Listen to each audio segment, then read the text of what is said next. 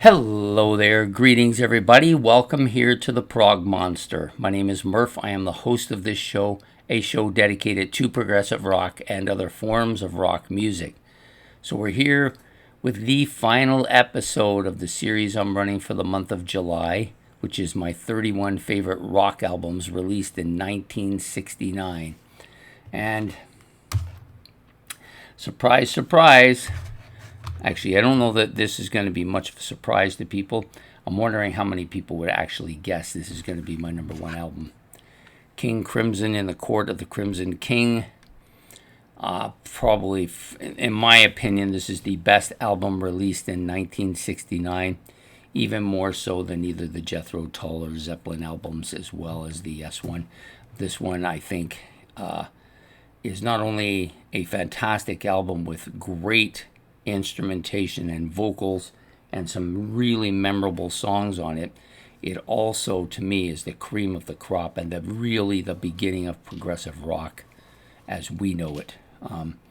Just a fantastic album, and not to underestimate it, but I think the artwork is fantastic. And if you open it up, you can see his ear going way out there. Just an absolutely incredible album. For a debut album, it's one of the best ever released, in my opinion. There just about everything on here I like. Initially, I didn't like the opening track, 21st Century Schizoid Man. It took me a while kind of to warm up to that song. I think because my initial experience with that song came from April Wine. I did not know that they had taken that from, covered this song off of this album, but I've grown to warmed up to it quite a bit. It's quite a heavy song for that time period as well. Then you've got the three middle tracks, which I call in Talk to the Wind, Epitaph, and Moonchild, all really distinctive in their own right, but all much more kind of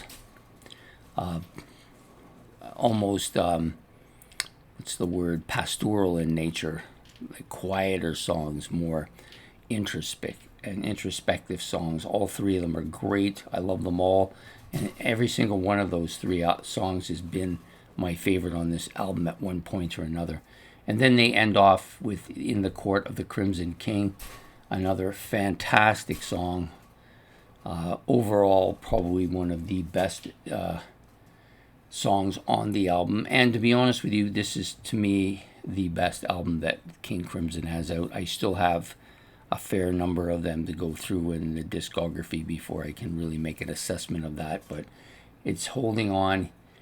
The second album I liked quite a bit too. I almost liked it more, but I think this one just stands out with its 5 great tracks. So this is my choice for my favorite album from the year 1969. I feel like I'm happy with that choice. So if you've enjoyed these series of episodes, please hit the like and subscribe. That's much appreciated.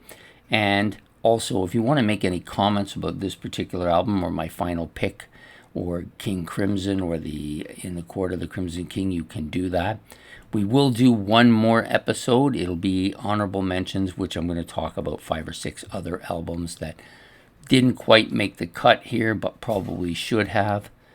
But, you can only pick so many albums for a 31. You can't have 34 on a 31 or 32 on a 31. It only can be 31. So some albums have to go and the backup squad.